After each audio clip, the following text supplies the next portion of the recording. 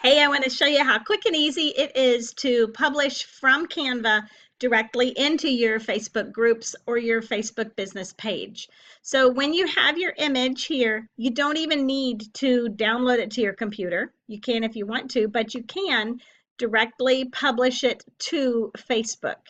So you can download, you can put it to your page, you can put it to your group. When you click publish to Facebook the first time, it's going to want you to link those so it knows where to publish it, which is perfect. If you are wanting to post directly into your groups, then you actually need to go to your group, go into edit your group settings, and add Canva as one of the apps that you are allowing to post in that group for you.